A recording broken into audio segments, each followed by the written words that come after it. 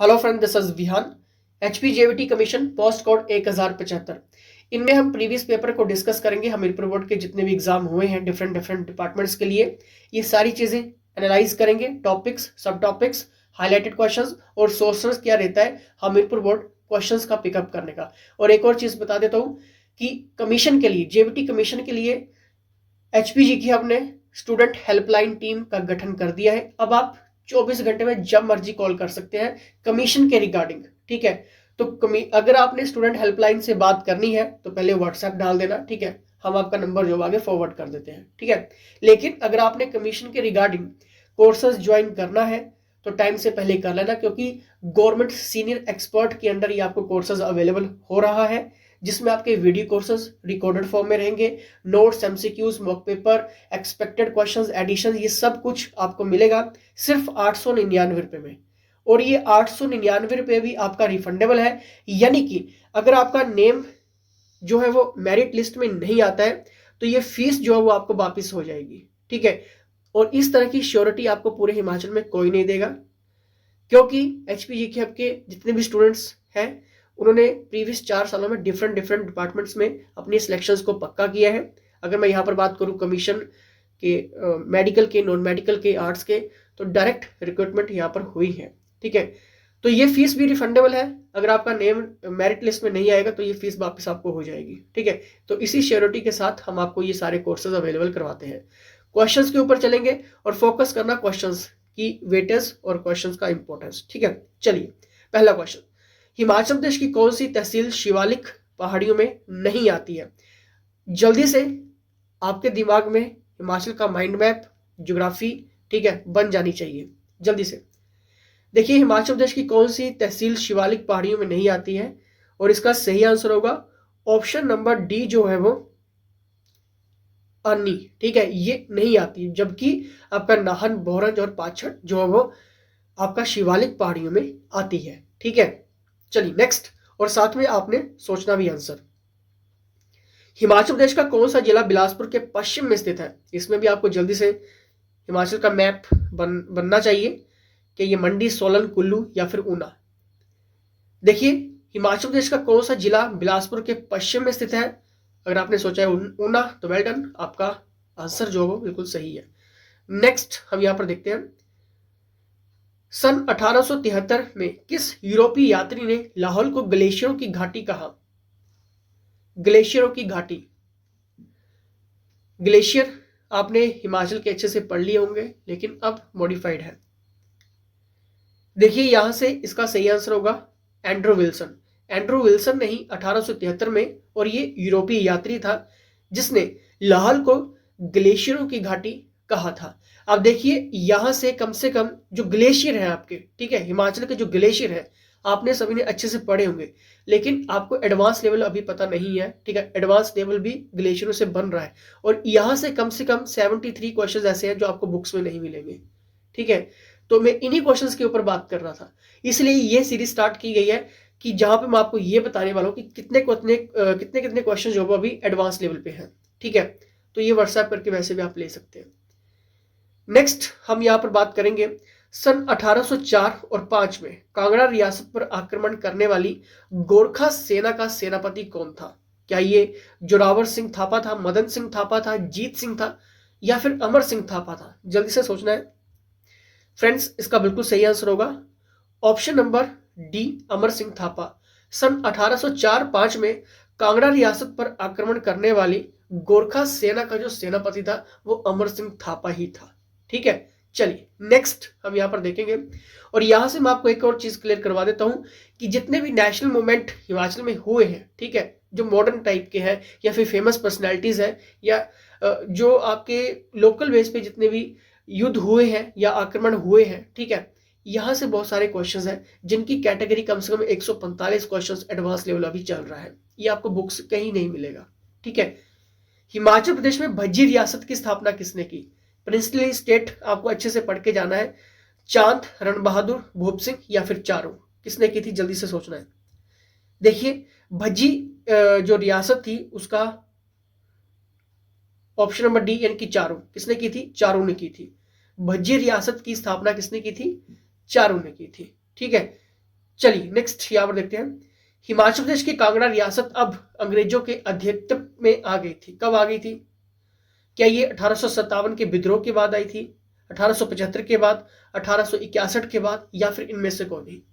हिमाचल प्रदेश की कांगड़ा रियासत कब अंग्रेजों के आधिपत्य में आ गई थी? ठीक है, तो इसका सही आंसर होगा ऑप्शन नंबर ए, यानी कि 1857 के विद्रोह के बाद आ गई थी। ठीक है, और मैं इन्हीं क्वेश्चंस के ऊपर बात कर रहा था जितना भी ब्रिटिश लेवल का क्वेश्चंस रहेगा। ठीक है, और यहाँ से बहुत सारे क्वेश्चन एडवांस लेवल पे हैं। ठीक है, कम से कम यहाँ पर 121 क्वेश्चन जो वो एडवांस लेवल अभी चल रहा है। ठीक है, नेक्स्ट यहाँ पर बहुत जल्दी हम मॉक टेस्ट भी इन्हीं क्वेश्चंस के ऊपर बेस भी हम लेकर आने वाले हैं, यानी कि आपका पूरा डाउट यहाँ पर मैं क्लियर करके जाने वाला हूँ। ठीक है, कमीशन के लिए तो ये सीरीज आपके लिए इंपॉर्टेंट है। किसे पहाड़ी गांधी के रूप में जाना जाता था? क्या ये अब्दुल गफ्फार खां, शिवानंद, रामोल, पदमदेव, या फिर बाबा कांशीराम पहाड़ी गांधी के नाम पर जाना जाता था? ऑप्शन नंबर जल्दी से डी। अगर आपने सोचा सही हुआ, बाबा कांशीराम, जिन्हें पहाड़ी गांधी के रूप में जाना जाता था। ठीक है, चलिए नेक्स्ट यहां पर देखते हैं। सन 1889 में बिलासपुर के नलवाड़ी मेले का विचार किसने प्रस्तुत किया? अब देखिए, आपने मेले पढ़ लिए, सब कुछ पढ़ लिया, कहाँ पे होता है, कब होता है, कौन सी डेट पे होता है, किसके लिए फेमस है, लेकिन ये विचार किसके मन में आया? इसलिए कह रहा हूं कि मेलों से रिलेटेड अभी बहुत सारे क्वेश्चंस हाईलाइट है, कम से कम 567 क्वेश्चन जो हाईलाइट है, जिनमें हम थिंकिंग क्वेश्चंस भी ऐड करेंगे। आपका मेले कहाँ पे होते हैं, कौन सी डेट पे होते हैं, ठीक है, और ये जो हिंदू कैलेंडर है उसके अकॉर्डिंग कब होते हैं, ये क्वेश्चंस इंपॉर्टेंट है अभी। ठीक है, चलिए बताइए। अगर आपने option number B W Goldstein सोचा है तो वेल डन। देखिए 1889 में बिलासपुर के नलवाड़ी मेले का जो विचार था वो किसने प्रस्तुत किया था? डब्ल्यू गोल्डस्टीन ने किया था। ठीक है, नेक्स्ट हम यहां पर देख लेते हैं। कुल्लू के मलाना गांव के लोक देवता जामलू देवता किसके रूप में साकार है? क्या ये जमदग्नि, वशिष्ठ जी, व्यास जी, या फिर आपका श्रृंगी जी? बताइए। कुल्लू के मलाना गांव के लोक देवता जामलू देवता किसके रूप में साकार है? ठीक है, ऑप्शन नंबर ए ऋषि जमदग्नि। Well done. अगर आपके क्वेश्चन सही हो रहे हैं तो अपने लिए लाइक जरूर करें, और जिनको लगता है कि इस बार कमीशन बिल्कुल क्लियर करेंगे वो भी अपने लिए लाइक कर दें। हिमाचल प्रदेश के किस जिले के रुमाल प्रसिद्ध है? Very important. अब देखिए यहाँ पर हिमाचल का जो जीआई टैग्स रिलेटेड क्वेश्चंस है वो भी आपके लिए जल्दी ही लेकर आने वाला हूं। ठीक है, और पूरा एक करंट अफेयर्स साल का भी हम इंक्लूड करने वाले हैं मंथ वाइज। जल्दी से देखिए ऑप्शन नंबर ए, यानी कि चंबा। हिमाचल प्रदेश के किस जिले के रुमाल प्रसिद्ध है? चंबा के रुमाल प्रसिद्ध है, सभी को पता होगा। हिमाचल प्रदेश के लाहौल स्पीति जिले में कथ फसल किस वर्ष में प्रारंभ हुई थी? ठीक है, kuth cultivation was introduced in Lahaul Spiti district of Himachal Pradesh. बताइए, क्या ये 1925, 35, 45, 55? हिमाचल तो सब कुछ पढ़ दिया, लेकिन ऐसे क्वेश्चंस आ रहे हैं। ऑप्शन नंबर ए, यानी कि 1925 में ये कथ फसल की शुरुआत हुई थी। नेक्स्ट हम यहां पर देखेंगे, हिमाचल प्रदेश में सरकारी आयुर्वेदिक कॉलेज किस स्थान पर स्थित है? वेरी इंपॉर्टेंट क्वेश्चंस बताना है। ऑप्शन नंबर डी, और ये है आपका पपरोला में। ठीक है, हिमाचल प्रदेश में सरकारी आयुर्वेदिक कॉलेज किस स्थान पर स्थित है? पपरोला में है। ठीक है, नेक्स्ट मंगल सिंह पटियाल एक आईएनएस सैनिक हिमाचल प्रदेश के किस जिले से थे? मंगल सिंह पटियाल सोल्जर, और हिमाचल के सोल्जर से रिलेटेड जो क्वेश्चंस है वो अभी 41 क्वेश्चंस एडवांस लेवल पे चल रहा है। ठीक है, बताइए। इसका सही आंसर होगा ऑप्शन नंबर बी, यानी कि हमीरपुर। नेक्स्ट हम यहां पर देखेंगे, सतलुज हिमाचल प्रदेश के किस जिले से नहीं बहती है? जल्दी से आपको इसका आंसर पता होना चाहिए क्योंकि नदियों से रिलेटेड क्वेश्चंस है। इसका सही आंसर होगा ऑप्शन नंबर ए, यानी कि सिरमौर। और नदियों से रिलेटेड जो क्वेश्चंस अभी एडवांस लेवल आपको देखने को मिलेगा वो कम से कम 72 क्वेश्चंस है अभी एडवांस लेवल पे। ये व्हाट्सएप करके आप ले सकते हैं। किस वर्ष शिमला कालका रेलवे को हेरिटेज घोषित किया गया? क्या 2005, 2006, 7 या फिर 8?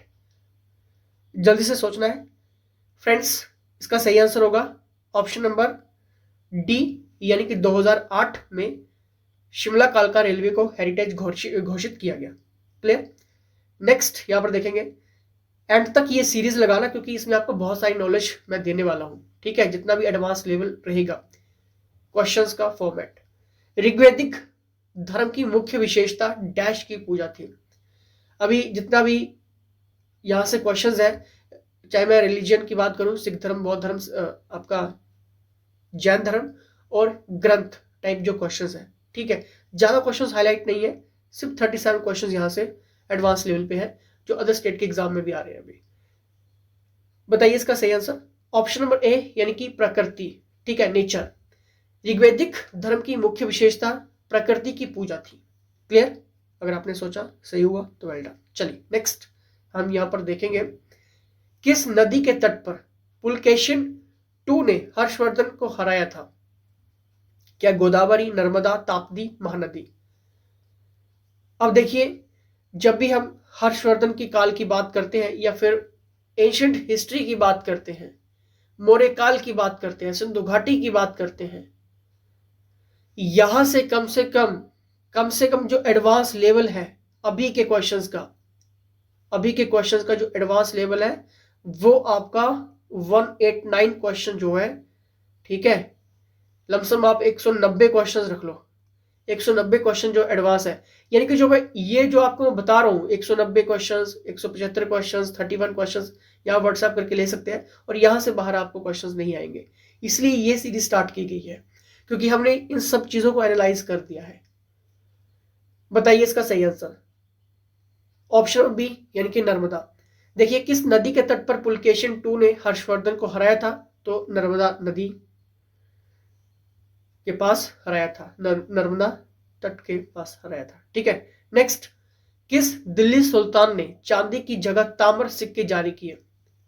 और ये जो क्वेश्चंस का फॉर्मेट मैं बता रहा हूं वो इसी में इंक्लूड है। ठीक है, किस दिल्ली सुल्तान ने चांदी की जगह ताम्र के सिक्के जारी किए? यानी कि which Delhi Sultan issued copper coins instead of silver ones? बताइए। 138 the right answer is option number A यानी कि मोहम्मद बिन तुगलक ने चांदी की जगह तांबर के सिक्के जारी किए। ठीक है, कॉपर्स के। नेक्स्ट है यहाँ पे 1809 में महाराजा रणजीत सिंह ने किसके साथ संधि पर हस्ताक्षर किए? क्या east India company, Shah Alam Kashmir के राजा या फिर सिंध के शासक?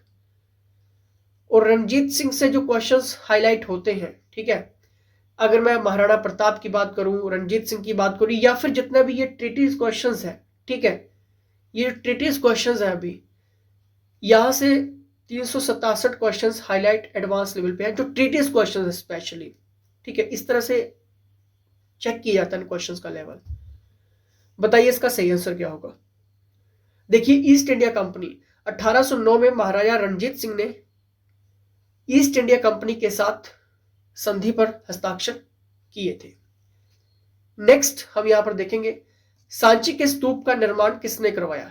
क्या हर्ष, अशोक, कनिष्क या फिर चंद्रगुप्त? बताइए, सांची के स्तूप का निर्माण किसने करवाया?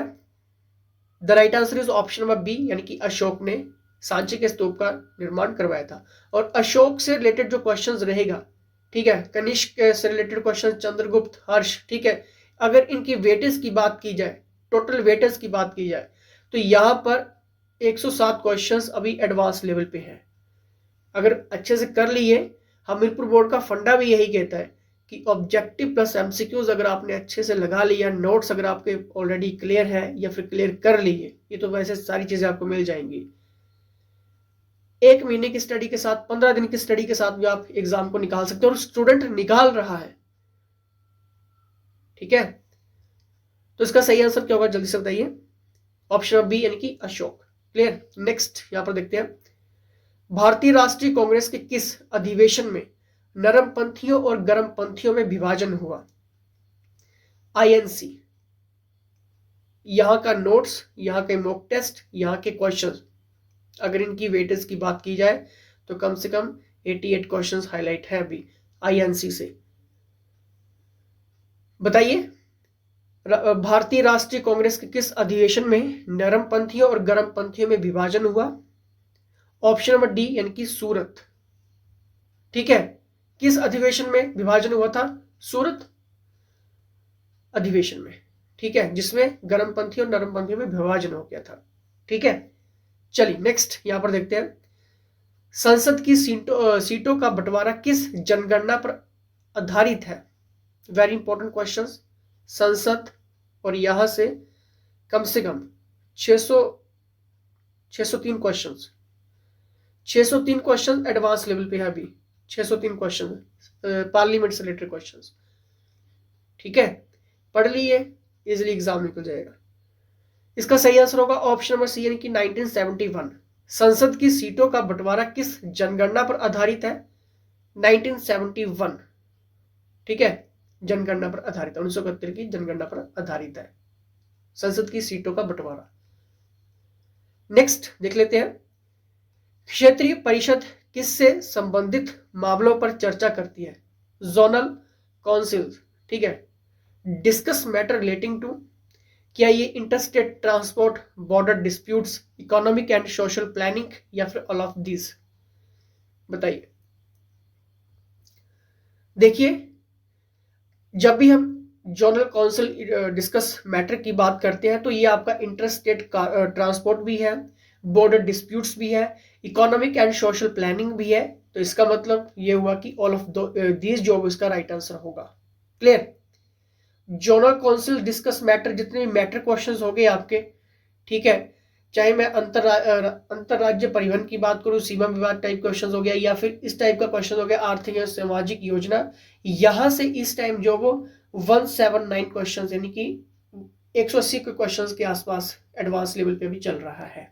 ठीक है, चलिए नेक्स्ट हम यहां पर देखेंगे, भारत में लोकतंत्र इस तथ्य पर आधारित है कि संविधान लिखित है, यह मूल अधिकार है, जनता को सरकार चुनने और बदलने का अधिकार है, यह राज्य के नीति निदेशक तत्व है। बताइए। और मैं आपको यहां पर एक और चीज क्लियर करवा देता हूं, मेकिंग ऑफ कॉन्स्टिट्यूशन से लेकर आपके फंडामेंटल राइट्स से लेकर आपके पॉलिटी का हर एक चैप्टर बहुत ही अच्छे तरीके से यहां पर वीडियो कोर्सेज में अवेलेबल है, जहां पे आप बहुत कुछ सीखेंगे, बाद में मॉक टेस्ट लगाएंगे, एमसीक्यूज रीड करेंगे, नोट्स रीड करेंगे, क्लैरिटी ऑफ क्लियर जिसकी हम बात करते हैं, क्लैरिटी ऑफ कंसेप्चुअल की जब हम बात करते हैं तो वो यहीं से निकल के आता है आपका।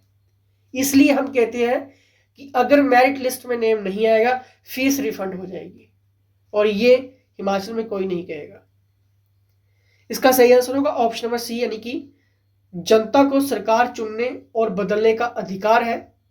भारत में लोकतंत्र इस तथ्य पर आधारित है कि जनता को सरकार चुनने और बदलने का अधिकार है।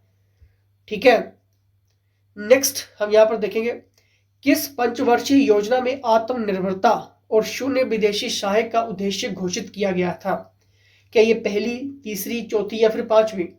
बताइए, किस पंचवर्षीय योजना में आत्मनिर्भरता और शून्य विदेशी सहायता का उद्देश्य घोषित किया गया था? देखिए, इसमें जो चौथी पंचवर्षीय योजना थी उसी में आपका, चाहे मैं self reliance and zero net foreign and declared in which 5 year plan, ठीक है, याद रखना, चौथी आपका पंचवर्षीय योजना के तहत, ठीक है, आत्मनिर्भरता और शून्य विदेशी सहायता का उद्देश्य जो था वो घोषित किया गया था। नेक्स्ट हम यहां पर बात करेंगे, उद्योग विकास एवं विनियम अधिनियम किस वर्ष में पारित हुआ था? Regulating act was passed in which year? उद्योग विकास एवं विनिमय, इकोनॉमी टाइप क्वेश्चंस है, आपको पता है आएगा। यहां से ज्यादा आपको फैक्ट लेकर चलना पड़ेगा, ठीक है, फैक्ट जो फैक्चुअल क्वेश्चंस रहेगा, ज्यादा नहीं, सिर्फ 16 क्वेश्चंस पढ़ लेना यहां से। एग्जाम इस टॉपिक से अगर बन गया तो वो 16 में से ही कवर हो जाएगा। इसलिए ये सीरीज इंपॉर्टेंट है, क्योंकि आगे चलकर हम इन्हीं बेस के ऊपर क्वेश्चंस भी डिस्कस करने वाले, लेकिन आप ये ऑलरेडी व्हाट्सएप पे भी ले सकते हैं। नेक्स्ट हम यहां पर बात करेंगे, सौर मंडल में उपग्रहों की सर्वाधिक संख्या वाला ग्रह है? अब बताइए, satellites in the solar system is planet having the largest की यहां पर बात हुई है, बताइए। यहां पर इसका सही आंसर होगा जुपिटर यानी कि बृहस्पति। सौर मंडल से ज्यादा नहीं, सिर्फ यहां पर 47 क्वेश्चंस एडवांस लेवल पे भी चल रहा है। चलिए नेक्स्ट यहां पर देखेंगे 22 दिसंबर को सबसे लंबे दिन और सबसे छोटी रात वाला स्थान कौन सा है, बताइए। इस टाइप के जो क्वेश्चंस रहेंगे, ठीक है, चाहे मैं जीएमटी की बात करूं, ठीक है, टाइम से रिलेटेड जो क्वेश्चंस हो गया, या फिर ये छोटे बड़े दिन हो गए, ठीक है, थोड़ा सा मॉनसून टाइप क्वेश्चंस हो गया, यहां से आपके एग्जाम में जो क्वेश्चंस है वो 92 एडवांस लेवल पे है। पढ़ लेंगे तो एग्जाम निकलेगा, इस कैटेगरी का अगर क्वेश्चंस बनेगा तो। ऑप्शन नंबर सी यानी कि मेलबर्न, ठीक है। नेक्स्ट हम यहां पर देखेंगे समुद्री भूमध्य क्षेत्रों में निम्न दाब और प्रकाश तथा परिवर्ती पवनों वाले क्षेत्र के लिए प्रयुक्त यहां पर पद है, बताना है क्या ये डिप्रेशंस है, डोल्ड्रम्स है, हॉर्स लैटिट्यूड्स है, इंटरट्रॉपिकल कन्वर्जेंस है, बताइए बताइए जल्दी से। देखिए जब भी हम बात करते हैं प्रेशर या फिर आपका जितना भी ओशनिक या फिर लैटिट्यूड लॉन्गिट्यूड जो क्वेश्चंस रहेगा, ठीक है, इस टाइप के जो क्वेश्चंस है आपके एग्जाम में 128 क्वेश्चंस एडवांस लेवल पे अभी है। अगर इस कैटेगरी का क्वेश्चंस बनेगा तो आपके पास आंसर होना चाहिए। इसका सही आंसर होगा विषुव प्रशांत मंडल, ठीक है, डोल्ड्रम्स। क्लियर। समुद्री भूमध्य क्षेत्र में निम्न दाब और प्रकाश तथा परिवर्ती पवनों वाले क्षेत्र के लिए प्रयुक्त पद है विषुव प्रशांत मंडल, हम उन्हें कहेंगे, ठीक है। क्लियर। चलिए नेक्स्ट हम यहां पर देखेंगे कौन सी मीठे पानी की झील है, बताना है जल्दी से। चलिए बताइए, इसका आप कमेंट बॉक्स में कमेंट करिए, जल्दी से कमेंट बॉक्स में कमेंट करिए कौन सी मीठे पानी की झील नहीं है, बताइए कमेंट बॉक्स में कमेंट करिए। कौन सा राज्य पाकिस्तान की सीमा के साथ स्थित नहीं है, इंडिया का मैप जल्दी से आना चाहिए और ये क्वेश्चंस गलत नहीं होना चाहिए कम से कम। कौन सा राज्य पाकिस्तान की सीमा के साथ जो वो नहीं लगता है, वेल डन, सही आंसर है हिमाचल प्रदेश। किस राज्य में आर्द्र कृषि प्रचलित है, देखिए एग्रीकल्चर क्वेश्चंस आपके एग्जाम में बनेंगे, ठीक है। यहाँ पे आपकी कृषि से रिलेटेड जो क्वेश्चन होगा वो मिट्टी से रिलेटेड क्वेश्चन होगा, ठीक है, आपके एटमॉस्फेयर का क्वेश्चन होगा। क्लियर। और यहां से अगर आपने कर लिया, ज्यादा नहीं, सिर्फ I think 55 questions advance level पे, अभी 55 क्वेश्चंस यहां से एग्रीकल्चर से, बताइए इसका सही आंसर क्या होगा। ऑप्शन नंबर डी यानी कि केरल। देखिए यहां पर वेट एग्रीकल्चर इज प्रैक्टिसेड, ठीक है। किस राज्य में आर्द्र कृषि प्रचलित है, केरल में वेट एग्रीकल्चर, इस टाइप के क्वेश्चंस बनते हैं। इसलिए मैं आपको ये जो एडवांस लेवल बता रहा हूं, क्वेश्चंस का मॉडिफाइड बता रहा हूं, अगर आपने ये भी कर लिए शॉर्ट टाइम पीरियड में आपका एग्जाम निकल जाएगा। नेक्स्ट देखेंगे डायमंड किसका अपरूपी है, जल्दी से देखिए। इसका सही आंसर होगा ऑप्शन नंबर बी यानी कि कार्बन जो है वो डायमंड का अपरूपी है, ठीक है। हैवी वाटर इज भारी जल है, ट्राइटियम ऑक्साइड, ड्यूटेरियम ऑक्साइड या फिर वर्षा जल या फिर -40 डिग्री सेल्सियस पर जल, बताइए। भारी जल की यहां पर बात हुई है, क्वेश्चन गलत नहीं होना चाहिए। इसका सही आंसर होगा ड्यूटेरियम ऑक्साइड। अब देखिए डेली साइंस क्वेश्चन जो पिकअप किए जाएगा 8 महीने के टोटल मैगजीन से पिकअप होगा, करंट इश्यूज के ऊपर पिकअप होगा, और यहां से कम 800 क्वेश्चंस या फिर आप लमसम 1000 क्वेश्चंस का वेटेज मान लो, ठीक है। डेली साइंस का पूरा मैं आपको बता रहा हूं यहाँ पे, ठीक है। अगर आपने पढ़ लिया डेली साइंस का क्वेश्चन बाहर से नहीं बनेगा, व्हाट्सएप पे टाइम से पहले ले लेना, बताइए। इसका सही आंसर होगा ऑप्शन बी यानी कि ड्यूटेरियम ऑक्साइड। नेक्स्ट यहां पर देखेंगे लैप्रोस्कोपी किससे संबंधित है बताना है। ये सारे डेली साइंस में ही है आपके, ठीक है। Option number D, gynaecological operations, ठीक है, gynaecological operations. Clear, laparoscopy, gynaecological operations. Next हम यहां पर देखेंगे। अब देखिए यहां से जो क्वेश्चंस रहेगा ये सारा आपका डेली साइंस में ही आपको मैंने 1000 क्वेश्चंस का कलेक्शन बता दिया है जो एडवांस लेवल है, और ये आपको किसी बुक्स में नहीं मिलेगा। बुक्स कभी भी आपका एग्जाम पास करवा ही नहीं सकती है, वो सिर्फ आपका बेसिक नॉलेज आपका इंक्रीज करती है। बुक्स सिर्फ बेसिक नॉलेज, थोड़ी बहुत नॉलेज देती हैं, बाकी आपको फैक्ट के साथ चलना ही पड़ेगा। चलिए, किस कारण चंद्रमा पर जीवन संभव नहीं है? क्या उच्च दाब, निम्न दाब, वायु की अनुपस्थिति, इसकी कमजोर गुरुत्वाकर्षण शक्ति बताना है। ऑप्शन नंबर डी, यानी कि इसकी कमजोर गुरुत्वाकर्षण शक्ति। किस कारण चंद्रमा पर जीवन संभव नहीं है? इसकी कमजोर गुरुत्वाकर्षण शक्ति के कारण चंद्रमा पर जीवन संभव नहीं है। नेक्स्ट यहां पर देखिए, किस भारतीय बैंक ने हाल ही में पेंशनधारियों के लिए पहली वीडियो जीवन प्रमाण पत्र सेवा प्रारंभ की है? किस भारतीय बैंक ने हाल ही में पेंशनधारियों के लिए पहली वीडियो जीवन प्रमाण पत्र सेवा प्रारंभ की है? Current affair, option number B, यानी कि SBI. Month wise one liner current affairs बहुत जल्दी यूट्यूब पे अपडेट होने वाला है। हम हर एक चीज को यहां पर कवर करने वाले हैं। वो करंट अफेयर्स आप अटेंड करके देखना एक बार, आपको खुद पता चल जाएगा। Option number B is the right answer, SBI. Next हम यहां पर देखेंगे,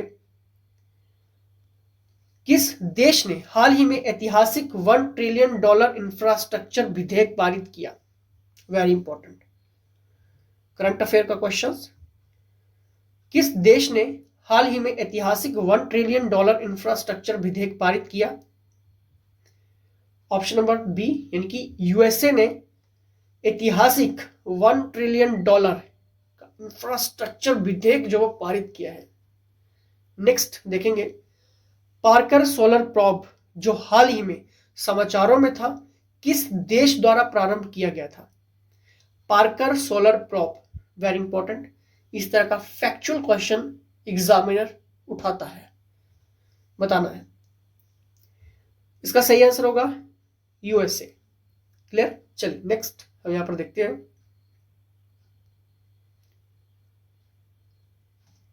ओब्लाइजेशन रिटन इन द कोड, ठीक है। निश्चित कूट में अगर इसको इस तरह से रूप में लिखा गया है तो ओब्लाइजेशंस को उस कूट में कैसे लिखा जाता है? अब देखिए, हमीरपुर बोर्ड रीजनिंग का सिर्फ 1 या 2 क्वेश्चंस डालता ही डालता है, ठीक है। अगर रीजनिंग नहीं करनी है, नहीं आती है, तो टाइम वेस्ट मत करना, ठीक है। तो ऐसा नहीं है कि आपको रीजनिंग के ऊपर बड़ा ही फोकस करना है, सिर्फ 2-3 क्वेश्चंस हमीरपुर बोर्ड डालता ही डालता है अपने एग्जाम में, ठीक है। सिलेबस में मेंशन किया है नहीं किया है, बट वो डाल देता है 2-3 क्वेश्चंस, ठीक है। नहीं आता है, नहीं पता लग रहा है रीजनिंग का, कोई दिक्कत नहीं है। यूट्यूब पे आप किसी और की भी रीजनिंग की क्लासेस अटेंड कर सकते हैं, कोई दिक्कत नहीं है इसमें, ठीक है। तो 160 का मैं आपको बता देता हूं, इसका सही आंसर होगा ऑप्शन नंबर डी, खुद सॉल्व कर लेना इसको, ठीक है। और 61 का सही आंसर होगा, यहां पर सॉल्व भी आप कर सकते हैं, ऑप्शन नंबर डी, ठीक है। 162 पे चलते हैं, कौन सा अन्य से भिन्न है बताना है। अन्य से भिन्न है बताइए। देखिए यहां पर इसका सही आंसर होगा 33 जो वो अन्य से भिन्न है, ठीक है। नेक्स्ट हम यहां पर देखते हैं, अब यहां पर आपके वन वर्ड सब्स्टिट्यूशंस आपके स्टार्ट होंगे, जहां पे पहला है one who takes delight in excessive cruelty, यानी कि जो आपकी अत्यधिक क्रूरता से प्रसन्न होने वाला, उसको हम क्या कहेंगे? क्या कहेंगे जल्दी से देखिए, क्या हम उसको एनाकिस्ट कहेंगे? एनाकिस्ट क्या होता है? इसकी प्रोनाउंसिएशन एनाकिस्ट होता है, ठीक है। क्या उसको हम सोफिस्ट कहेंगे, सैडिस्ट कहेंगे, या फिर बताइए जल्दी से उसको क्या कहेंगे हम, या फिर हम उसको नाइलिस्ट कहेंगे, बताइए। देखिए पहले तो आपको ये क्लियर होना चाहिए कि यहाँ पर पूछ क्या रहा है। यहाँ पर ये पूछ रहा है कि जो अत्यधिक क्रूरता से प्रसन्न होने वाला उसको क्या कहेंगे। अनार्किस्ट का मतलब क्या होता है इसका, अनार्किस्ट का मतलब क्या होता है, इसका मतलब होता है कि आपका जो अराजकतावादी होते हैं, ठीक है, उसको हम बोलते हैं अनार्किस्ट, ठीक है। सोफिस्ट क्या होता है, सोफिस्ट का मतलब होता है जो भी मिथ्या है, ठीक है, उसको हम बोलते हैं सोफिस्ट। सैडिस्ट आपका पीड़न, सैडिस्ट पीड़न। नाइलिस्ट नास्तिवादी या फिर शून्य जिसको हम कहते हैं। तो इसका सही आंसर क्या होगा 163 का सी ऑप्शन, सैडिस्ट, पीड़न, ठीक है, अत्यधिक क्रूरता से प्रसन्न होने वाला सैडिस्ट, पीड़न। वन वर्ड सब्स्टिट्यूशन, एक ही वर्ड का हमने पूरा का पूरा बनाया। एंटोनिमस ऑफ ब्लिस इज, इसका मतलब क्या होता है, ब्लिस का मतलब होता है परमानंद, आनंद जिसको हम कहते हैं। तो पैराडाइज का मतलब आपका स्वर्ग हो गया, हेवन का मतलब स्वर्ग होता है। माइसरी का मतलब क्या होता है, इसका मतलब होता है कष्ट, ठीक है। हैप्पीनेस का मतलब क्या होता है, खुशी। तो ब्लिस का मतलब क्या होगा 164 का, जल्दी से देखिए। नेचुरली सी बात है, ऑप्शन नंबर सी होगा, माइसरी यानी कि आपका कष्ट। अगर प्रसन्न, अगर ब्लिस है यानी कि परम आनंद है, आनंद है, तो माइसरी यानी कि कष्ट, ठीक है। और ये जो क्वेश्चन होते हैं ये सिर्फ आपके हाईलाइटेड ही पूछे जाते हैं, जो आपके टॉप 10 मैगजीन न्यूज़पेपर में हाईलाइट होते हैं, बाहर से नहीं आता है, ठीक है। नेक्स्ट हम यहाँ पर देखेंगे, he grew tired of hard work and began to despair dash success, बताइए। मतलब इसका मतलब ये हो कि बड़ी कड़ी मेहनत, मतलब वो जो था बड़ी मेहनत से थक गया था, कड़ी मेहनत से, उसने मतलब बहुत मेहनत की, कड़ी मेहनत की, थक गया और सफलता से निराश होने लगा, बताइए। He grew tired of hard work and began to despair dash success. बड़ी कड़ी मेहनत से थक गया और सफलता से निराश होने लगा, that is mean option number D, about, sorry about नहीं होगा, ए, ठीक है, 165 का ए होगा, ठीक है। He grew tired of hard work and began to despair of success, clear. Next है यहां पे, meaning of Indian jaundice eye is, jaundice eye के लिए उसको हम कहेंगे यानी कि मुहावरा, इसका सही आंसर होगा प्रेजुडाइस, यानी कि प्रेजुडाइस का मतलब होता है आपका पक्षपात, क्लियर। हाथ डालना मुहावरे का अर्थ है। अब देखिए ये जो आपके हिंदी व्याकरण है, 2 सेकंड ट्रिक्स की हमारे पास मास्टर रिकॉर्डेड क्लासेस भी हैं, जिनमें अगर आप अच्छे से पढ़ेंगे जेबीटी कमीशन के लिए हिंदी बहुत मैटर करेगा, ठीक है। और ये अगर हिंदी की क्लासेस आपने मास्टर क्लास लगा ली, 2 सेकंड ट्रिक्स के साथ आपको सर ने बताया है, ठीक है, किस तरह से आपने करना है, पहचान कैसे करनी है। और हिंदी का जो हम आपको एमसीक्यूज फॉर्मेट देंगे, क्वेश्चंस अगर एक भी बाहर से आ गया तो आप बोलिएगा। और जब आप वो कोर्स ले लेंगे उनमें देखना कि जो क्वेश्चंस हमने वहां पे पूछे हैं वो आपके डायरेक्ट क्वेश्चन पेपर में आए, मिलान करके देख लेना उस टाइम, ठीक है। कोर्सेज ज्वाइन करके भी ये चीजें आप कर लेना, पहले ही कर लेना, बेशक आपको पता है पहले ही चल जाएगा। क्लैरिटी ऑफ कंसेप्चुअल का आपको पहले ही पता चल जाएगा, कोर्सेज की वैल्यू बहुत है, बताइए। 167 का सही आंसर क्या होगा, ऑप्शन नंबर ए, यानी कि आरंभ करना। हाथ डालना मुहावरे का अर्थ है आरंभ करना। भास्कर का पर्यायवाची है मार्तंड, अपत्य, निकर, समुच्चय। 168 का सही आंसर मार्तंड। खुद भी अटेंड करने हैं क्वेश्चंस, ठीक है। बुराई में प्रत्यय है 169 का, बुराई में प्रत्यय, बु, बुर, राई या फिर आई। 169 का राइट आंसर होगा ऑप्शन नंबर डी, 169 का option number D I. Ghanshyam में समास है द्वंद्व, तत्पुरुष, बहुब्रीहि, अव्ययी भाव। घनश्याम में समास है, बताइए। इसका कमेंट बॉक्स में कमेंट कर दीजिए। 170 का बताइए, कमेंट बॉक्स में कमेंट करना है, ठीक है। 170 का कमेंट करना है आपने, ठीक है। 171 के ऊपर चलेंगे।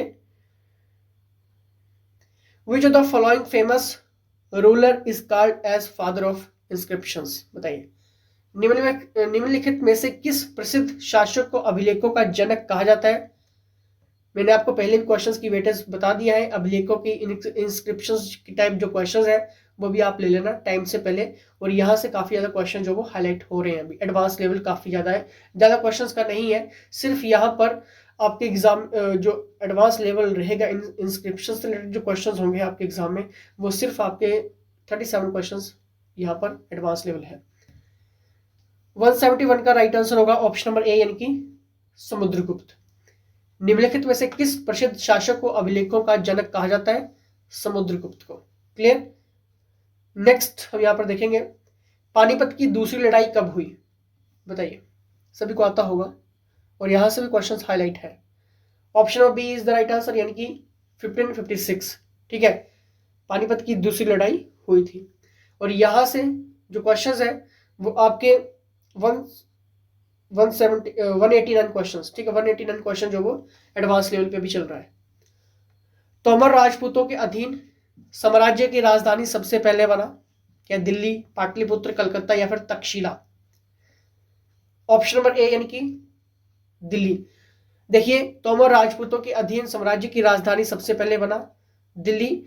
और ये जितने भी टाइप के क्वेश्चंस हैं, ठीक है, इनके क्वेश्चंस की वेटेज काफी ज्यादा है। 700 प्लस क्वेश्चंस की वेटेज है। टाइम से पहले ले लेना, अगर इस टाइप के क्वेश्चंस बनते हैं आपके पास आंसर होंगे। नेक्स्ट देखेंगे यहां पे, अकबर द्वारा किसे अपने दरबारी संगीतज्ञ के रूप में नियुक्त किया गया था? क्या ये अबुल फजल, मियां तानसेन, राजा बीरबल या फिर राजा टोडरमल? बताइए। अगर आपने ऑप्शन में भी इसका सही सोचा है तो वेल डन, आपका सही आंसर है मियां तानसेन। देखिए, अकबर द्वारा मियां तानसेन को अपने दरबारी संगीतज्ञ के रूप में नियुक्त किया गया था, ठीक है, मियां तानसेन। राजा टोडरमल की बात हुई, बीरबल की बात हुई, तानसेन की बात हुई, अबुल फजल की बात हुई। यहां से जो क्वेश्चंस हाईलाइट अभी हो रहे हैं, ज्यादा क्वेश्चंस नहीं है, सिर्फ 50 क्वेश्चंस की वेटेज अभी यहां पर इनकी एडवांस लेवल पे है, ले लेना टाइम से। निम्नलिखित में से कौन सा विश्व धरोहर की सूची में है? क्या खजुराहो, ताजमहल, हम्पी या फिर ये सभी? चाहे हम्पी की बात करें, ताजमहल की बात करें, खजुराहो की बात करें या फिर वर्ल्ड हेरिटेज लिस्ट की बात करें, जितना भी इंपॉर्टेंट का वन लाइनर सेगमेंट रहेगा या फिर इंपॉर्टेंट क्वेश्चंस रहेगा जो अभी एडवांस लेवल पे है, 209 क्वेश्चंस अभी एडवांस लेवल पे है, ठीक है। 209 क्वेश्चन अभी एडवांस लेवल पे है, ले लेना टाइम से पहले, ठीक है। क्वेश्चंस ये मिस मत कर देना आप कहीं, तो बहुत कुछ मिस हो जाएगा आपका। निम्नलिखित में से कौन सा विश्व धरोहर सूची में है?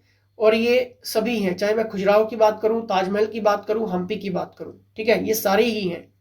क्लियर। नेक्स्ट देखते हैं, बंकिम चंद्र चट्टोपाध्याय ने किस वर्ष आनंद मठ लिखा? बताइए। 176 का ऑप्शन नंबर सी, यानी कि 1882 में बंकिम चंद्र चट्टोपाध्याय ने आनंद मठ लिखा था, ठीक है। और बंकिम चंद्र चट्टोपाध्याय से 14 क्वेश्चंस है जो इंपॉर्टेंट की कैटेगरी में अभी एडवांस लेवल पे है, ठीक है, ले लेना टाइम से पहले, ठीक है, छूटेगा नहीं आपका। व्हाट्सएप कर दीजिए अभी। भारतीय राष्ट्रीय कांग्रेस का प्रथम अधिवेशन कहां संपन्न हुआ था? 177, इसका सही आंसर होगा बंबई। भारतीय राष्ट्रीय कांग्रेस का प्रथम अधिवेशन कहां हुआ था? बंबई में। और आईएनसी से रिलेटेड मैं पहले भी आपको बता चुका हूं वेटेज ऑफ क्वेश्चंस। भारत की संविधान सभा का निर्माण किसकी अनुशंसा में हुआ? क्या वेवल योजना, क्रिप्स मिशन, अगस्त प्रस्ताव, कैबिनेट मिशन? देखिए, कॉन्स्टिट्यूशन असेंबली की जब भी बात होगी, मैंने आपको पहले कहा है, पॉलिटी के बहुत प्यारे क्वेश्चंस लेक्चर्स के माध्यम से आपको समझाया जाएगा।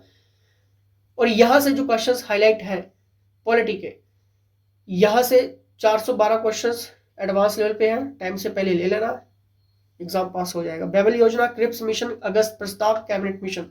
बताइए।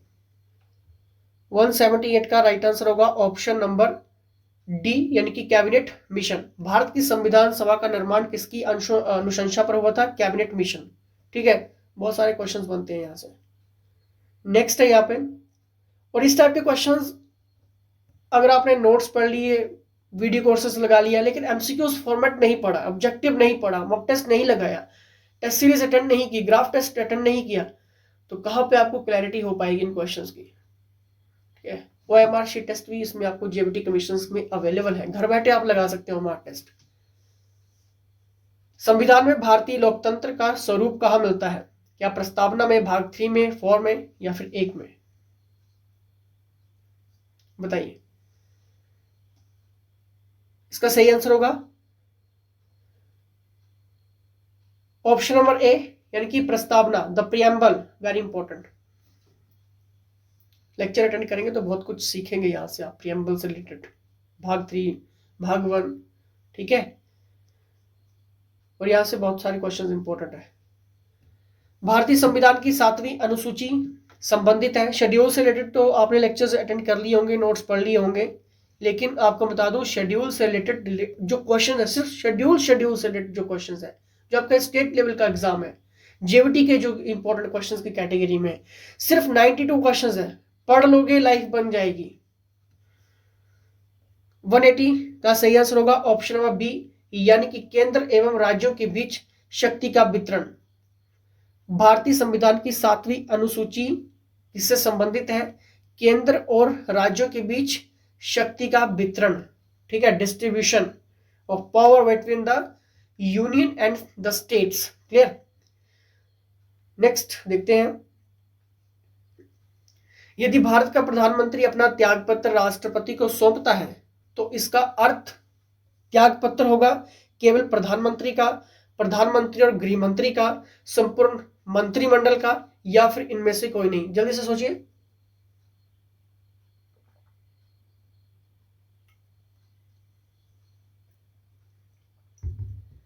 वन 181 का जल्दी से देखिए। Option number C is the right answer, संपूर्ण मंत्रिमंडल का। यदि भारत का प्रधानमंत्री अपना त्यागपत्र राष्ट्रपति को सौंपता है तो इसका अर्थ त्यागपत्र होगा, यानी कि पूरे के पूरे मंत्रिमंडल का त्यागपत्र। ठीक है, और प्रधानमंत्री, राष्ट्रपति, कैग, ऑडिटर जनरल ऑफ, ठीक है, या फिर आपका कंट्रोलर, ठीक है, इस टाइप के जो क्वेश्चंस हैं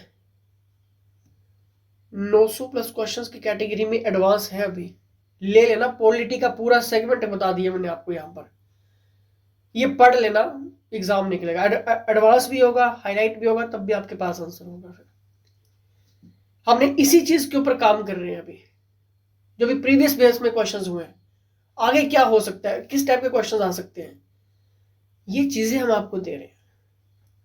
181 का ऑप्शन नंबर सी, यानी कि संपूर्ण मंत्रिमंडल का। क्लियर। अल्पकालीन अध्यक्ष का कार्य है, प्रोटेम स्पीकर इज टू, जल्दी से ऑप्शन रीड कर लीजिए। अल्पकालीन अध्यक्ष का कार्य है, क्या अध्यक्ष की अनुपस्थिति में सदन की कार्यवाहियों का संचालन, अध्यक्ष के रूप में कार्य करना जब अध्यक्ष का चुना जाना संभव हो, नियमित अध्यक्ष चुना जाता है तब तक सदस्यों को शपथ दिलाना और पद ग्रहण करना, या फिर इनमें से कोई नहीं?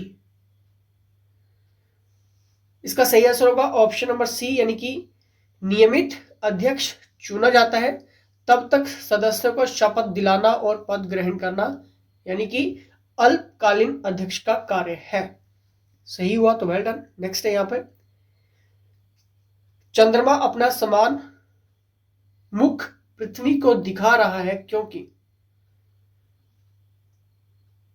The moon is showing its same face to the earth because, ये अपने ही अक्ष के चारों ओर नहीं घूम रहा है इसलिए, इसका घूर्णन और परिभ्रमण विपरीत है इसलिए, इसके घूर्णन और परिभ्रमण के काल समान है इसलिए, इसका घूर्णन इसके परिभ्रमण से तीव्र है इसलिए।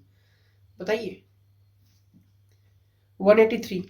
और जो अभी मैंने आपको पीछे क्वेश्चंस क्लियर करवाया है, ठीक है, मून से रिलेटेड जो आपको मैंने सौरमंडल का बताया था, वो इसी के कैटेगरी में क्वेश्चंस था। देख लीजिए बाद में एग्जामिनर ने किस तरह से क्वेश्चन हाईलाइट किया, बाद में पढ़ा भी नहीं होगा शायद आपने इस टाइप का क्वेश्चन। ऑप्शन नंबर सी, यानी कि इसके घूर्णन और परिभ्रमण के काल समान है, इसलिए चंद्रमा अपना समान मुख पृथ्वी की ओर, पृथ्वी को दिखा रहा है, ठीक है, क्योंकि इसके घूर्णन और परिभ्रमण के काल समान है। ऑप्शन नंबर सी। नेक्स्ट यहाँ पे, निम्नलिखित में से किस नदी का उद्गम भारतीय क्षेत्र में नहीं होता है? अब बताइए, आता होगा सभी को शायद। ऑप्शन नंबर बी, ब्रह्मपुत्र, ठीक है। अब देखिए, आपकी महानदी हुई, रावी हुई, चिनाब हुई, ब्रह्मपुत्र हुई। आपने बहुत बार देखा होगा कि ब्रह्मपुत्र से किसी न किसी टाइप का क्वेश्चन पूछ लेता है एग्जामिनर। क्या आपको मालूम है कि रावी से भी बहुत बार क्वेश्चंस पूछे हैं, महानदी से पूछ रहा है, चिनाब से पूछ रहा है, तो आखिर यहां से अब आगे क्या, किस टाइप के क्वेश्चंस, यहां से क्या, यहां से है 215 एडवांस लेवल क्वेश्चन जो हमने एनालाइज कर दिया है। ले सकते हैं आप व्हाट्सएप पे सारी चीजें। बताइए इसका सही आंसर। इसका सही आंसर होगा ऑप्शन बी, ब्रह्मपुत्र। नेक्स्ट यहां पर देखेंगे, पश्चिगामी मानसून ऋतु के दौरान कौन से राज्य चक्रवात प्रवण है? Very important. साइक्लोन्स ड्यूरिंग, बताइए। 185। ऑप्शन नंबर डी, यानी कि आंध्र प्रदेश और ओडिशा। पश्चिमगामी मानसून ऋतु के दौरान कौन से राज्य चक्रवात प्रवण है? यानी कि आंध्र प्रदेश और ओडिशा। साइक्लोन टाइप क्वेश्चंस रहेगा, ज्यादा क्वेश्चंस हाईलाइट नहीं है, सिर्फ आई थिंक यहां पर 78 नहीं है, 75 क्वेश्चन जो वो एडवांस लेवल पे है, 75, ठीक है, साइक्लोन से। नेक्स्ट यहां पर देखेंगे, भारत में कपास की खेती के लिए सर्वाधिक आदर्श क्षेत्र है। क्या ये ब्रह्मपुत्र घाटी है, दक्कन पठार है, सिंधु गंगा घाटी है, या फिर कच्छ का रण है? कच्छ का रण हुआ, सिंधु गंगा घाटी हुई, दक्कन पठार हुआ, ब्रह्मपुत्र घाटी हुई। देखिए ब्रह्मपुत्र घाटी, ठीक है। यहां से जो क्वेश्चंस हैं 313 क्वेश्चंस, सॉरी 313 क्वेश्चंस नहीं है, 309 क्वेश्चंस एडवांस लेवल पे है, ठीक है, इस टाइप का। ऑप्शन नंबर बी, यानी कि दक्कन पठार। भारत में कपास की खेती के लिए सर्वाधिक आदर्श क्षेत्र है दक्कन का पठार, ठीक है। नेक्स्ट देखेंगे यहां पे, साइलेंट घाटी किस भारतीय राज्य में स्थित है? सभी को आती होगी, ठीक है, साइलेंट घाटी केरल में है ये, ठीक है। चलिए नेक्स्ट यहां पर देखते हैं, कलाकड़ मुंडथुराई टाइगर रिजर्व किस राज्य में स्थित है? देखिए कलाकड़ मुंडनथुराई जो टाइगर रिजर्व है वो किस राज्य में स्थित है, जल्दी से देखना है। इसका सही आंसर होगा ऑप्शन नंबर ए। यहां से क्वेश्चन जो रहेगा, चाहे टाइगर से रिलेटेड क्वेश्चन हो गए, टूरिज्म टाइप क्वेश्चन हो गया, ठीक है, एडवांटेज क्वेश्चन हो गए यहाँ पर, या फिर economy of the state question हो गए, जहां से बजट का जो कार्यक्रम है वो रखा जाता है, ठीक है, उस टाइप का जो सेगमेंट क्वेश्चन होगा। यहां से ज्यादा क्वेश्चन हाईलाइट नहीं है, सिर्फ और सिर्फ 80 क्वेश्चन जो है वो एडवांस लेवल पे है, पढ़ लेना एडवांस लेवल ये वाला, ठीक है। इसका सही आंसर क्या होगा? ऑप्शन नंबर ए, यानी कि तमिलनाडु में है ये। क्लियर। चलिए नेक्स्ट देखते हैं यहां पर, टिहरी जल विद्युत कॉम्प्लेक्स किस नदी पर निर्मित है? टिहरी जल विद्युत कॉम्प्लेक्स किस नदी पर स्थित है, निर्मित है? 189 का ऑप्शन नंबर डी, यानी कि भागीरथी। टिहरी जल विद्युत कॉम्प्लेक्स किस नदी पर निर्मित है? भागीरथी। टॉपिक देखा होगा, टिहरी से बहुत बार क्वेश्चंस बनते हैं, ठीक है। अब यहाँ पर देखिए, आपको प्रोजेक्ट क्वेश्चंस भी आपको पता होना चाहिए, हाइड्रो प्रोजेक्ट क्वेश्चंस बनेगा यहाँ से, ठीक है। ये टाइम से पहले ले लेना क्योंकि इंपॉर्टेंट है, और यहाँ पर बजट क्वेश्चंस भी आपसे पूछ ले सकता है एग्जामिनर, ठीक है। अभी तक इसको हमने आइडेंटिफाई नहीं किया है, लेकिन इनके ऊपर भी काम चल रहा है अभी, ठीक है, तो ये मिल जाएगा आपको। नेक्स्ट यहाँ पर, भारत की जनसंख्या वृद्धि किससे विशेषित होती है? क्या मृत्यु दर में वृद्धि इससे, महिलाओं के अनुपात में वृद्धि इससे, जन्म दर में वृद्धि और घटती मृत्यु दर, बुजुर्गों की संख्या में वृद्धि। 190 का 190 का देखिए, भारत की जनसंख्या वृद्धि किससे विशेषित होती है? जन्म दर में वृद्धि और घटती मृत्यु दर, इससे तो देखी आती है। चलिए अब देखिए, यहां पर कुछ क्वेश्चंस स्वास्थ्य से रिलेटेड क्वेश्चंस आपको पूछ सकता है, जो जीके सेक्शंस का ही पार्ट होते हैं, ठीक है, और ये भी आपको आने चाहिए, ज्यादा नहीं, सिर्फ 43 क्वेश्चंस एडवांस लेवल पे है इस टाइप की कैटेगरी। हम सारी ही कैटेगरी यहां पर एनालाइज करने वाले हैं, इसीलिए ये सीरीज स्टार्ट की गई है, ठीक है। चलिए नेक्स्ट हम यहां पर देखते हैं, बाजार अर्थव्यवस्था वह है, बताना है, बाजार अर्थव्यवस्था वो है जो सरकार द्वारा नियंत्रित होती है, जो सरकार के नियंत्रण से मुक्त होती है, जो अंतरराष्ट्रीय बाजार बलों से प्रभावित होती है, या फिर ये सभी। देखिए, बाजार अर्थव्यवस्था वो है जो सरकार के नियंत्रण से मुक्त होती है, ठीक है, is free from the government control. अब देखिए, इकोनॉमी क्वेश्चंस हो गया, टाइप्स ऑफ इकोनॉमी हो गया, सब कुछ आपको क्लियर होगा, ठीक है, लेकिन यहां से क्वेश्चंस काफी ज्यादा हाईलाइटेड है, एडवांस लेवल काफी ज्यादा है, क्योंकि यहां पर करंट अफेयर का सेक्शन भी बनेगा, लेकिन फिर भी आपको कम से कम 300 नहीं है, 419 है, 419 क्वेश्चन एडवांस लेवल पे है, ले सकते हैं आप, अभी बहुत टाइम है, पढ़ सकते हैं आप ये सारी चीजें, ठीक है। नेक्स्ट देख लेते हैं, यहां पे कौन सा संयुक्त आपूर्ति का एक उदाहरण है? कॉफी और चाय, स्याही और पेन, टूथब्रश और पेस्ट, ऊन और भेड़ का मांस। कौन सा संयुक्त आपूर्ति का एक उदाहरण है? Joint supply. 192 का ऊन और भेड़ का मांस, ठीक है, संयुक्त आपूर्ति का एक उदाहरण है, मांस भी और ऊन भी मिल जाएगी, ठीक है। नेक्स्ट यहां पे क्यूटिकल अनुपस्थित होता है क्या? ये पत्ती में, तने में, जड़ में, फल में। डेली साइंस क्वेश्चंस है, मैंने आपको पहले ही सेगमेंट एडवांस लेवल बता दिया है कि कितना रहेगा इसमें वेटेज क्वेश्चंस। इसका सही आंसर होगा ऑप्शन नंबर सी, यानी कि जड़ में, ठीक है। क्यूटिकल अनुपस्थित होता है, इज अब्सेंट इन, जड़ में, ठीक है। नेक्स्ट यहां पर RH फैक्टर का अर्थ है, जल्दी से देखना है, rhesus factor, rheumatoid factor, renal factor, rhombic factor. RH factor refers to option number A, यानी कि रीसस फैक्टर, ठीक है। नेक्स्ट देखिए, खाना पकाने के बर्तनों का बाहरी हिस्सा आमतौर पर नीचे से काला रखा जाता है, क्योंकि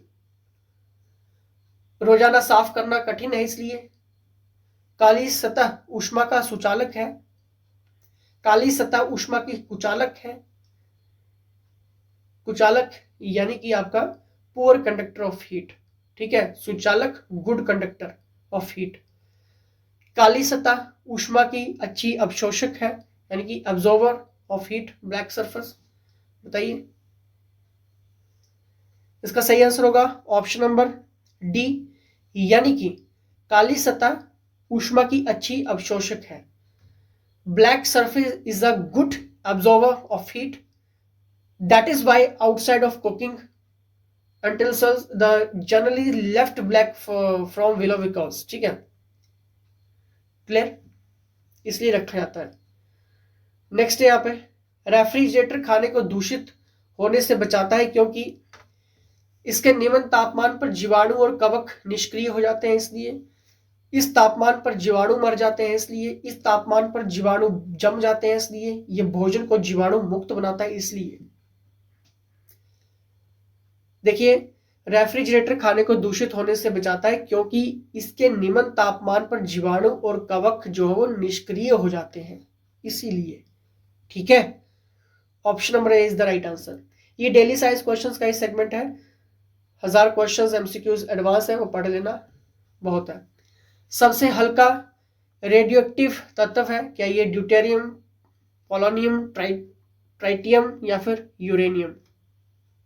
सबसे हल्का रेडियो एक्टिव एलिमेंट, यहां पे सही आंसर होगा ऑप्शन नंबर सी यानी कि ट्राइटियम, जो है वो सबसे हल्का रेडियो एक्टिव एलिमेंट है। नेक्स्ट है यहाँ पे कैल्शियम हाइप्रोक्लोराइट का सामान्य नाम क्या है? क्या ये वॉशिंग सोडा है, ब्लीचिंग पाउडर है, बेकिंग पाउडर है या फिर बेकिंग सोडा है? कैल्शियम हाइप्रोक्लोराइट का सामान्य नाम, कॉमन नेम, इसका सही आंसर होगा ऑप्शन नंबर बी यानी कि ब्लीचिंग पाउडर। 199 का ऊपर आइए, किस संस्था ने हाल ही में पैंडेमिक बिलियनियर्स पर रिपोर्ट जारी की है? क्या ये प्रथम फाउंडेशन, ऑक्सफैम, एमनेस्टी इंटरनेशनल या फिर यूनिसेफ? और ये जो क्वेश्चंस है, चाहे मैं यूनिसेफ की बात करूं, ऑक्सफैम की बात करूं, एमनेस्टी इंटरनेशनल की बात करूं, या फिर जितने भी अभी पेंडेमिक टाइप जो क्वेश्चंस है, ये फिर कोविड-19 क्वेश्चंस यहां से हो सकता है। ज्यादा नहीं, सिर्फ 100 क्वेश्चंस के एडवांस लेवल में यहाँ पे इस कैटेगरी के क्वेश्चंस का। Option number B is the right answer यानी कि ऑक्सफैम। अगर आपने सोचा हो सही हो तो well done, Oxfam is the right answer. जल्दी से व्हाट्सएप करके ये सारी चीजें ले लीजिए। और कमीशन का कोर्स सरकारी एक्सपर्ट्स के अंडर अवेलेबल है, जल्दी से ज्वाइन कर लेना। सिर्फ 899 रुपये फीस है, कुछ भी फीस नहीं है। ये भी रिफंडेबल है अगर मेरिट लिस्ट में नेम नहीं है तो। किस राज्य ने हाल ही में भारत की प्रथम citizen driven state level word Atlas जारी किया? किस राज्य ने हाल ही में भारत की प्रथम citizen driven state level bird Atlas जारी किया है? क्या ये केरल, कर्नाटक, तमिलनाडु या फिर ओडिशा? इसका सही आंसर होगा option number A is the right answer. ठीक है, तो इस वीडियो में इस टॉपिक में सिर्फ इतना ही था। ये जो सीरीज है काफी हेल्पफुल रहेगी, लेकिन उससे भी ज्यादा आपकी मदद यहां पर होगी जो आपको मैं यहां से टॉपिक्स को कैचअप करना बता रहा हूं कि कितने कितने क्वेश्चंस एडवांस लेवल पे हैं। अगर आपने ये भी कर लिए तो शॉर्ट टाइम में आप अपना एग्जाम निकाल सकते हैं। लेकिन ये सारी चीजें आपको व्हाट्सएप पे अवेलेबल है। अगर आपको कमीशन से रिलेटेड कहीं भी प्रॉब्लम आ रही है तो स्टूडेंट हेल्पलाइन टीम भी है, उससे आप बात भी कर सकते हैं। ठीक है, एक्सपर्ट्स टीम है। अगर और भी आपके कोई भी डाउट्स है, क्वेश्चंस है, क्वेरीज है, या आपको फ्री क्वेश्चंस चाहिए, फ्री ऑफ सब कुछ चाहिए, तब भी आप व्हाट्सएप कर देना, हमारी टीम आपकी फिर भी हेल्प करेगी। ठीक है, चलिए जुड़े रहना। इसके साथ जय हिंद, जय हिमाचल।